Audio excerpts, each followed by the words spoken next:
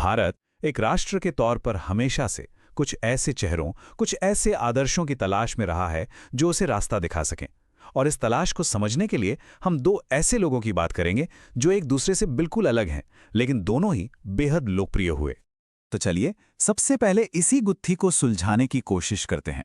आखिर ऐसी कौन सी बात है जिसकी हमारे देश को तलाश है, और ये दो खास आवाजें ही क्यों हैं जो आज सबका ध्यान अपनी तरफ खींच रही हैं?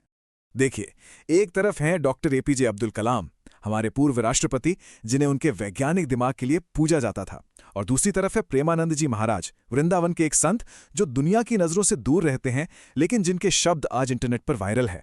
शुरुआत करते हैं डॉक्टर एपीजे अब्दुल कलाम से। एक समय था जब ऐसा लगता था कि भारत को जिस आदर्श की तलाश थी वो उनमें मिल गया है। सोचिए, रामेश्वरम के एक आम से परिवार से निकलकर देश के सबसे बड़े पद तक पहुंचना।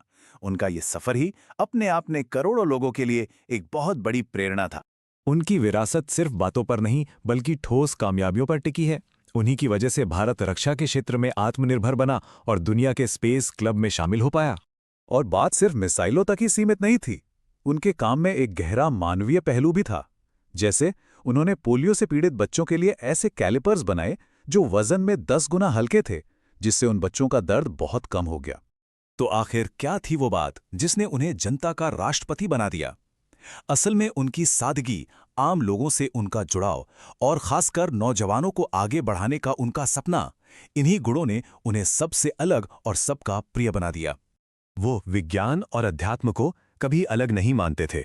उनके लिए साइंस की लैब भी एक तरह का मंदिर ही थी, और यही सोच उनकी। अब आते हैं हमारी दूसरी शख्सियत पर, एक ऐसे आध्यात्मिक गुरु जो आज के भारत के लिए एक बिल्कुल अलग लेकिन उतना ही मजबूत मार्गदर्शन का प्रतीक बन गए हैं।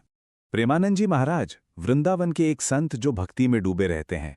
उनकी भाषा बिल्कुल सीधी और सरल है, और यही वजह है कि उनके पास आने वालों की भीड़ लगातार बढ़ रही है। अगर हम इसे न्यूरोसाइंस के नजरिए से देखें तो उनकी लोकप्रियता आज की अटेंशन इकोनॉमी का सीधा जवाब है। हम सब लगातार फोन पर स्क्रॉल करते करते, एक दूसरे से तुलना करते करते मानसिक रूप से थक चुके हैं। उनकी सबसे बड़ी ताकत शायद उनकी विनम्रता है। आज की दिखावे की दुनिया में जब कोई इतनी विनम्रता से बात करता है तो लोग सुरक्षित महसूस करते हैं, और तब वो बिना किसी मुकाबले की भावना के सच में उनकी बात सुन पाते हैं। उनकी बातें ना तो बहुत किताबी होती हैं कि समझ ही ना आए, और ना ही वो किसी को दोषी ठहराते हैं। वो बस सीधी काम की बात करते हैं जो सीधे दिल पर असर करती है। तो फिर एक वैज्ञानिक राष्ट्रपति और एक वायरल संत, इन दोनों में क्या समानता है? इनकी लोकप्रियता दरअसल एक गहरी सामाजिक भूख की ओर इशारा करती है, जो देश के जटिल राजनीतिक माहौल में पल रही है। देखिए, भारत में धर्म और राजनीति का रिश्ता कोई नया नहीं है। ये सदियों से चला आ रहा है और समय के साथ बदलता रहा है। हमारे संविधान ने एक अनोखा रास्ता अपनाया जिसे सैद्धांतिक दूरी कहते हैं। इसका मतलब है कि सरकार धर्म से पूरी तरह अलग नहीं है, बल्कि बहस्तियों की लोकप्रियता एक ही बात की तरफ इशारा करती है। एक राष्ट्र के तौर पर हम सब कुछ खोज रहे हैं। आज की इस भाग दौड़ और शोर शराबे वाली दुनिया में, चाहे वो एक वैज्ञानिक राष्ट्रपति हों या वृंदावन के संत, दोनों ही एक सच्चे मार्गदर्शन की गहरी सामाजिक जरूरत को पूरा